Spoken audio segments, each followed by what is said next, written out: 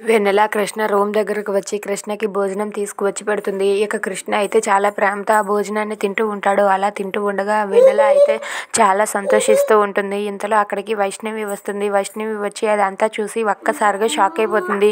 ఏంటి నేను చూసేది నిజమేనా అని చెప్పి అనుకుంటుంది. ఇక వైష్ణవి అది చూసి తప్పించుకొని అక్కడి నుండి వెళ్ళిపోతుంది. దాంతో అక్కడ ఉన్న వెన్నెల అది చూసి వైషు వచ్చింది అని చెప్పి పరిగెత్తుకుంటూ తన వెనకే వెళ్తూ ఉంటుంది. వైష్ణవి అన్నా సరే వైష్ణవి పట్టించుకోకుండా వెళ్ళిపోతుంది. ఇక అక్కడ వెన్నెల పిలిచేసరికి వైష్ణవి అయితే ఒక్కసారిగా వెనక్కి తిరిగి చూస్తుంది.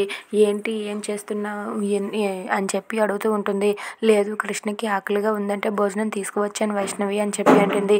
ఇక చాలు ఆపు, ఇదంతా చూస్తుంటే నాకేదో అనుమానంగా ఉంది. నువ్వు కావాలని ఇదంతా చేస్తున్నావు. నేను ఇష్టపడిన వ్యక్తిని నువ్వు ఇష్టపడడం ఏంటి?